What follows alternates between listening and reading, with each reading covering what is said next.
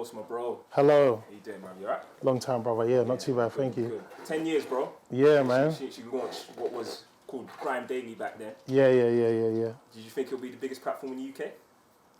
I'd hope so. Yeah. Definitely. I wouldn't have got into it if I didn't think this is what we wanted to achieve. But nothing's promised, so I'm glad that we're in the conversation. So yeah, definitely. What made you start in the first place? I just noticed that there was a gap in the market. I was a big fan of English music. I wanted the platform for myself, to be honest, more than anything. I wanted to use something similar. That's why we built it, because we were waiting for someone to do it that was more credible at the time than us, or had more knowledge, or whatever the case may be. And yeah, just had a go and just did it, you know? Yeah, because there was other platforms out. Obviously, SPTV was Yeah, one. yeah. Just probably starting up around your time as well. But Yeah. you decided to make it your business. Like, it was Yeah, gonna be your, yeah. How did you go about making it your business? And Yeah, there was definitely other platforms around, but at the time, it wasn't anyone's like full job to do this. Does that make any sense? Yeah. Because the industry was quite small. I mean, there was no super certainty in it. There was no direction. There was no precedent. And yeah, we approached it as a business and came into it like that. That's why we called it GRM Daily, so you could have something every day rather than wait around or this or that or whatever the case may be. Even though those people before us that you mentioned definitely inspired us, because they were capturing stuff as well. I don't know when this person came about or that person came about. We want to give everybody their props, because it's been a joint effort anyway, the mission. So yeah, we just wanted to just attack it full throttle, you know, and that's what we did. Did you have a background in like media, advertising? Yeah, no, I didn't have no background in media or advertising. I was just a student of media and advertising because I've been alive just like everyone else. So I kind of witnessed how people film stuff, document stuff, produce stuff, package stuff, that kind of thing. I didn't realize that I was learning so intensely all through the years, and I'm still learning now, but along the way I picked up more tools and more tools and more tools. So it wasn't something that I necessarily had a background in. It's just something I was extremely passionate about. Yeah. So that made it easier for me to learn. Yeah. And you know, you talked about you was learning the media side of things when you were a student. But how did you actually go about learning the business side in terms of actually generating revenue from the site?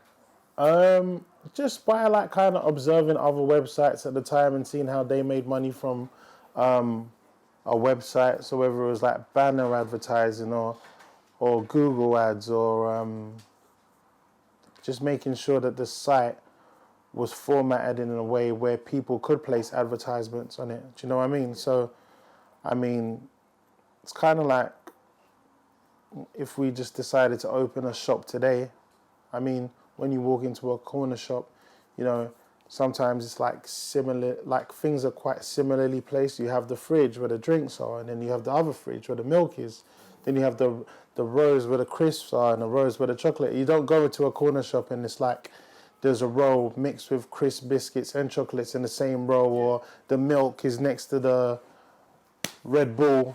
You know what I'm saying? You might see the Supermalt next to the Red Bull, and then the red, you know what I'm saying? Yeah. So kind of just observing what the template and precedent was on how other websites had actually designed and formatted their own kind of pages, and just going from there and adding our little twist to it, you know what I mean? You've had what we would call USPs, yeah. Crep Check, Daily Duppy. Yeah. How did you come up with these ideas? We just wanted to create content that people would keep engaged in, and we didn't want to be too repetitive with just like a freestyle or like an interview or like this or that. Do you know what I mean? So we wanted to always think of something that was simple because at the time we wouldn't have a lot of budget. So, like, if you haven't got any money and you got a camera and you got an artist, you can just do like crep check. You know what I'm saying? It's just there. That's a show. Yeah. Do you know what I'm saying? And crep check's just like a term that me and my business partner at the time, because we had quite a wide selection of shoes when we was younger, or we thought we did. And then you'd be like, we would just talk to each other like, just be like, crep check. That was just our, like every group of friends have their thing. That was like our thing that he made up the word for, to be fair.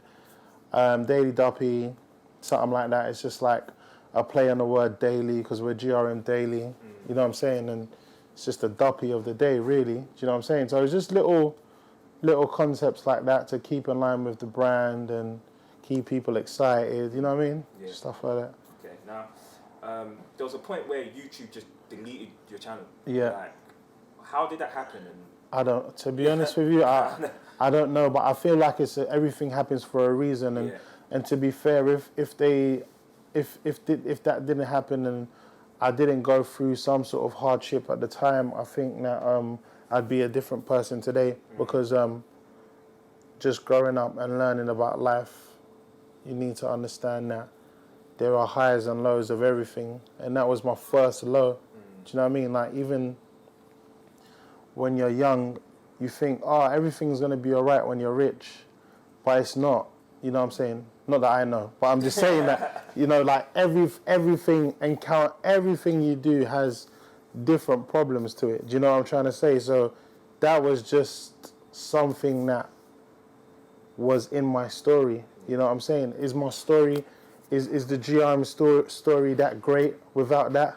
Yeah. To just come back from that much adversity and be in conversation today as one of the prominent media channels of music? No, it's not. Do you know what I'm saying? So maybe we needed to get deleted. Or maybe we didn't. Maybe it could have been a lot easier. You know what I'm trying to say? But it just is, it is what it is. Life's a gift. We're happy, breathing. You know what I mean? Yeah. Talk about that some more, because you're seen as an entrepreneur. Yeah. GRM, Rated Awards, NFTR. Yeah. But people always see the highs, and obviously that was one of your lows. So Yeah. talk about sort of trying to bounce back from that and just going through that journey. Bouncing back from that, it was difficult, because just trying to work out whether to quit while you're low or keep going on.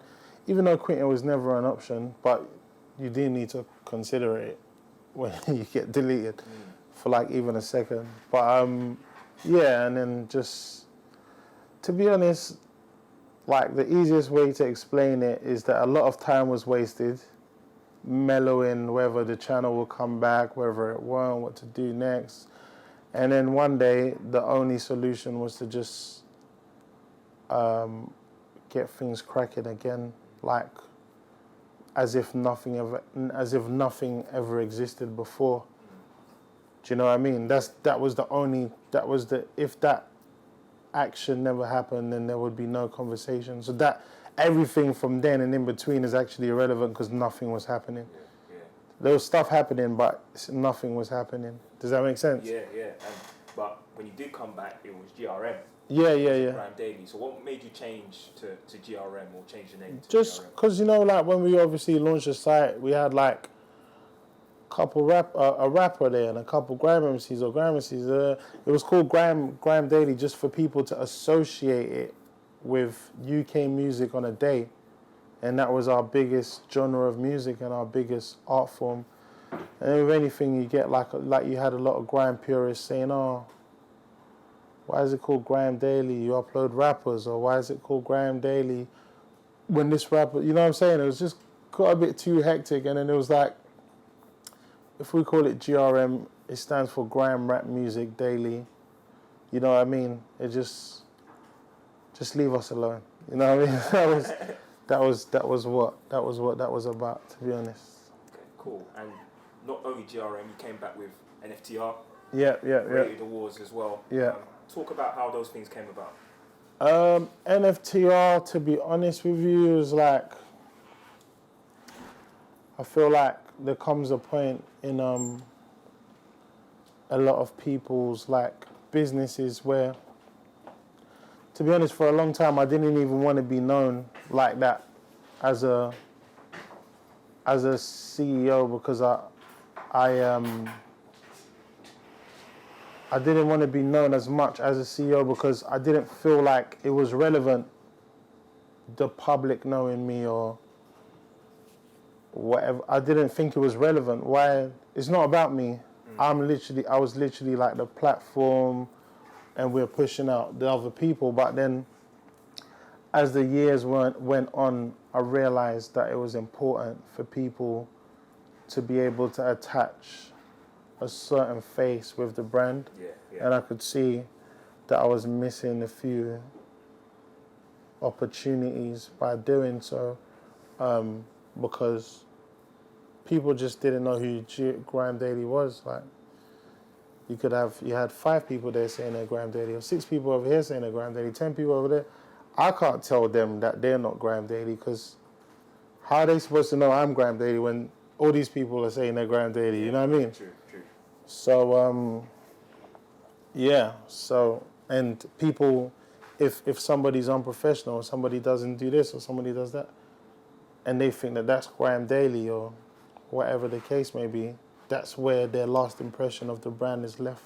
Does that make sense? So NFTR was just like, to be honest, I felt like, yet again, I saw that there was a huge gap in the market for like interviews, like deep, insightful ones anyway.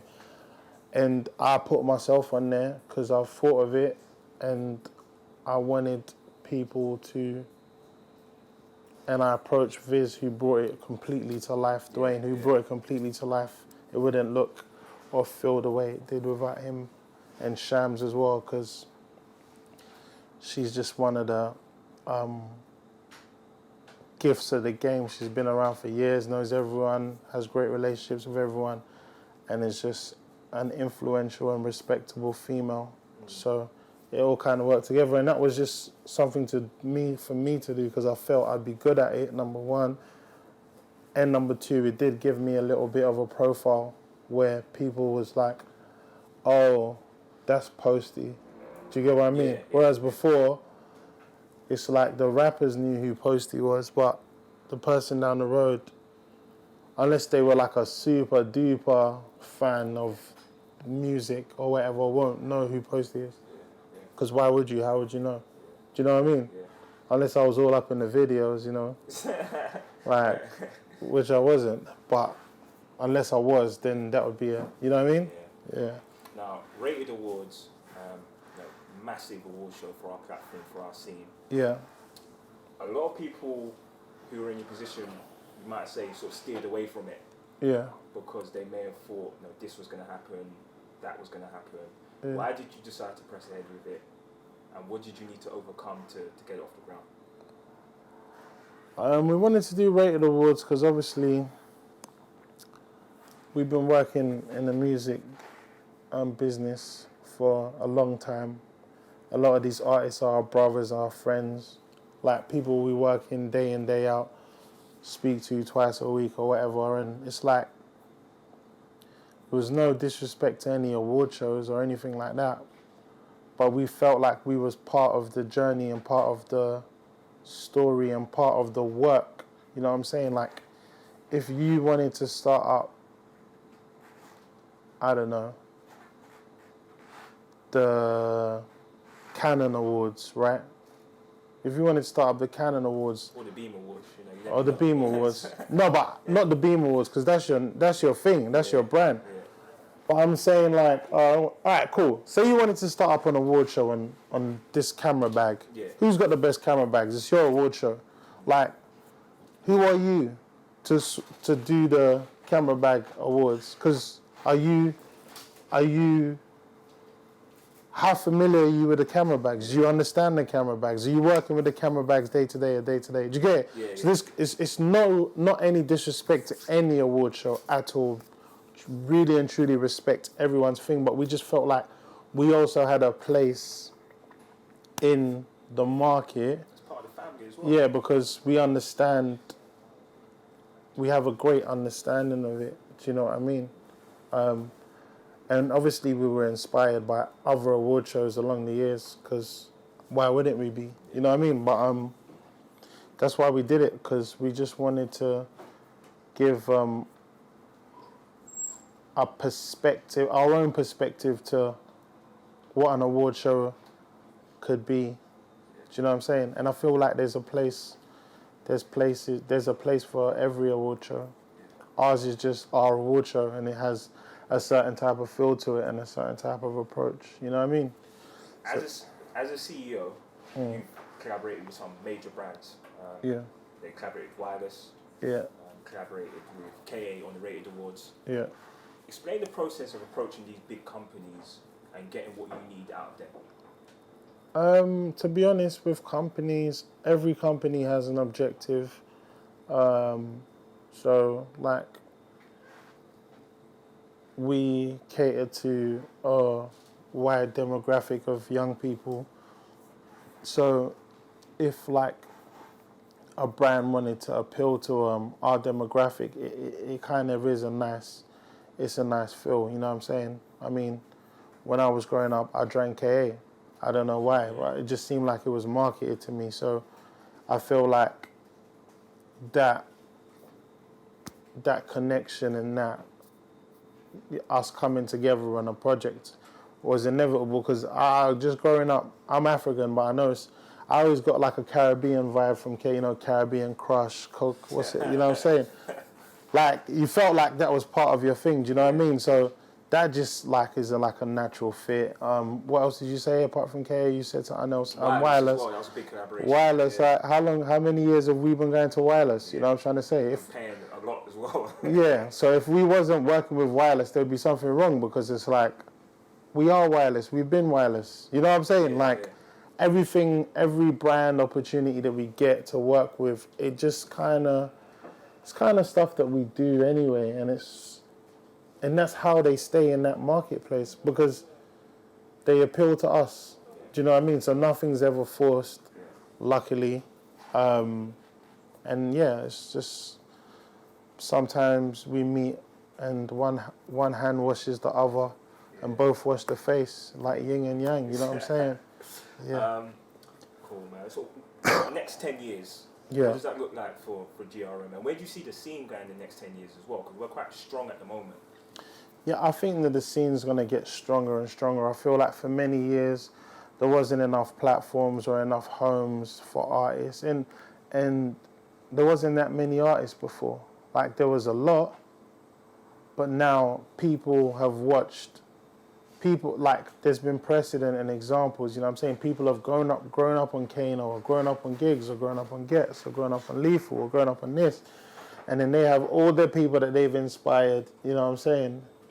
And then they've got Stormzy, and then they got Mo Stack, they got Huss, they got Kojo, they got this. You know what I'm saying? There's another school, then you got another school, Dig That, Lowski, da-da-da-da-da-da-da. That's a whole nother school. So like every generation has a generation that's come after us that's pushed the boundary to that level as well. So it's like, so I feel like it's just the only thing that will ever change really, other than success, is the sound of music. So obviously last year, a couple of years ago, like last year was Afrobeat. This year it seems like it's more drilly or more rappy or more this or more that. Next year it might be, I don't know it might be called frilly or jiggy or miggy or diggy. You know what I'm saying? It's just gonna be urban music, like whatever it is. You know what I'm saying? Whatever people are into and whatever the biggest trend is what's gonna stay. Because regardless of anything, like us growing up as a culture and us living in London and in the UK, it's like music, and especially urban music, is a very youthful music, and it can't go away anymore, because people want to listen to their friends, or want to listen to the guy from over there, or the guy from over there, or the guy from over there. Do you get it? Yeah. So it's kind of like, it's just here now. That's how I feel anyway. What advice would you give to people trying to get into the industry or on the come up? Yeah, just know what it is that you want to do. be sure. I think the most important thing is being sure about what it is you want to do and what you want to become. Because if you're unsure, you just spend a lot of time wasting thinking that tomorrow, like for example, I've been planning to go to the gym for like 2 months, right? And it's like, if I don't start on Monday, I think, you know what, I'm going to start next Monday. And if I don't start on next Monday, do you know what I'm saying? You're always kind of just, you know what I mean? You're doing something or whatever you're doing, but what it is that you actually want to do, you think, I'm going to get it cracking. Like that can take a month, 2 months, 3 months, a year, turns to a lifetime. So knowing what you want to do, being passionate about what it is that you want to do, because the more passionate and the more you enjoy it, is the more you're going to strive to be the best at it. Do you know what I'm saying? Because if it feels like a chore for you and somebody else thinks this is the best thing since sliced bread, the person who thinks it's the best thing since sliced bread is going to be better at it than you. You know what I mean? Doing your research on it, you know what I'm saying, and being fearless, I think is really important as well. And just knowing that there's no limit to what it is that you can do, and no boundaries to it. Final question. Yeah. Top 3 of all time. What? Rap or grime? Rap or grime, I'll get you. Shit. Do you know what it is? I'll be honest with you. I care about my job so much. So much. Like after you leave today, I've got a family and responsibilities. So I'm going to have to answer that off camera. But yeah, I rate everyone still. Even the bad people. Yeah. Saying that. Well, my bro, Yeah. appreciate it. Congratulations on the 10-year anniversary. Thank you, bro. And, yeah, man, appreciate you speaking to us, man. Come on.